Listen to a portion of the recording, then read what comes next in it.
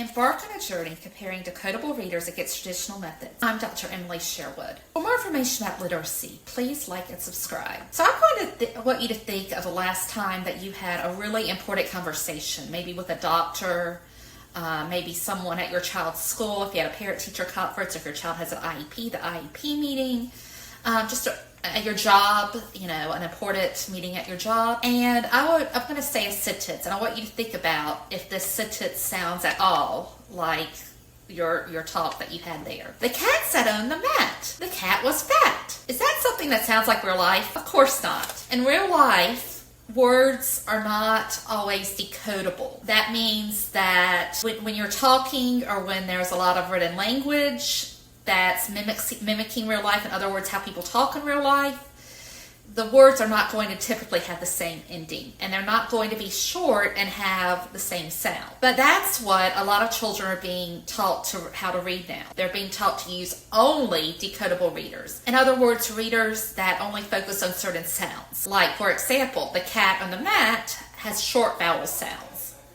And every word, or almost every word, except for maybe some little words in between, are going to have that same sound, and probably the same endings also. A lot of the same endings. And so that's called decodable readers. And decodable readers are super popular.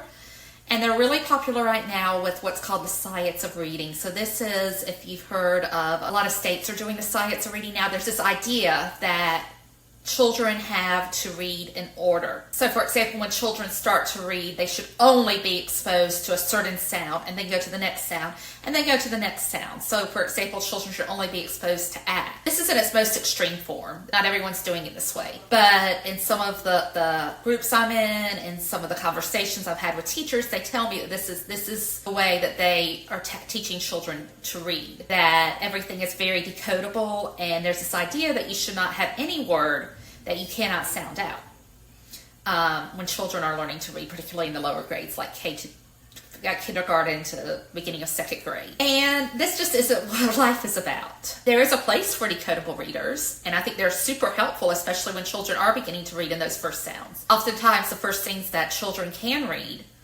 are decodable books and decodable readers, and some of them are very lovely. Like if you think of The Cat in the Hat, that's pretty decodable. There are some words that are not, but for the most part that's very regular and decodable, and children really like that book, and that's great. But that shouldn't be the only thing that children are exposed to, even at the very young ages. They should be hearing text and reading text that mimics real life. In other words, text that has a variety of forms, a variety of language structures, and a variety of words, really. And I know that goes against a lot of the conventional thinking, because again, there's this idea that it has to be this really rigid format. But the research actually shows that decodable texts are helpful in some format. They need other text also. You can't just use decodable readers and expect children to begin to read well and to like reading, because then you get down the road, you get to the first, second grade, and your child has never been exposed to something that's not decodable, which again, authentic texts are not decodable. Anything that you read, even menus, even news stories, are not necessarily decodable, and only 60% of text can be sounded out at all. So again, we've gone too far in the phonics direction here. There's also an argument, and I think it's a really valid one, that decodable readers are not enjoyable for children. They're not really engaging, and they don't invoke a love of reading. And when children are young, they do need to learn how to like reading. Again, that goes against science of reading, this idea that's not important. Again, in its most extreme form, there are science reading practitioners who believe that that's important. But in its most extreme form, there's this idea that that's not important. But it is, because the more children read, the better readers they become. So to wait till a child is 7 or 8 years old before they have a book that they can enjoy and read on their own, that's just not good practice. That's not going to develop the kind of reading habits that we want for children. I also heard a few years ago, I heard David Pearson speak, and he's not someone I usually talk about because I don't have a super. He's not one of my heroes in the field of literacy. He's not a literacy person at all. So if you don't know who I'm talking about, David Pearson was one of the Common Core founders, and he's not a career educator.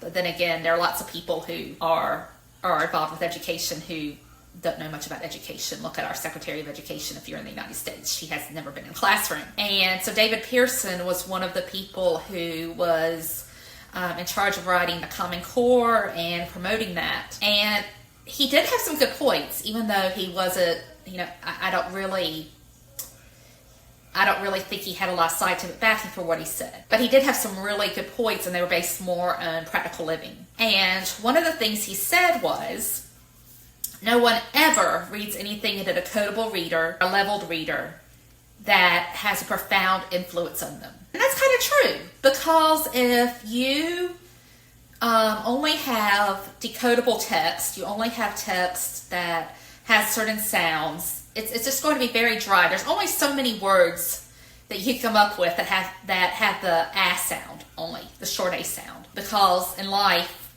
we use words that have all kinds of sounds. And so you're going to be scrambling to find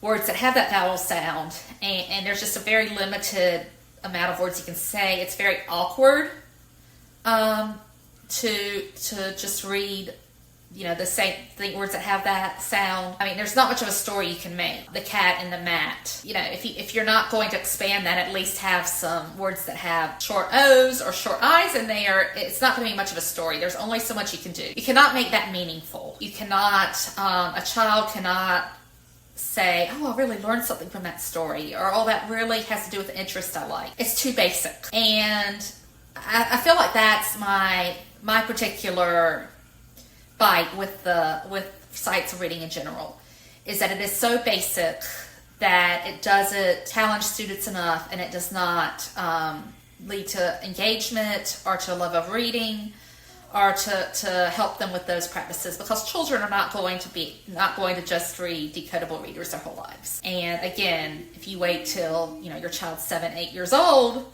that child has to learn those practices, and it's a little bit late. It's by American standards and what we expect children to do at those ages, it's really hard for children to pick up the habit of reading at that age in a regular school situation. Anybody can start to read at any time. I've seen adults start to read, but it takes a lot of practice and a lot of motivation, and we're not going to see really good results just by giving children decodable readers. They're not going to have the experiences with reading that they like. Again, I feel like they have their place, especially when teaching new rules for practice, that they can be used. But other books need to be used along with it. So that's what I have for today. Have a great day and keep reading.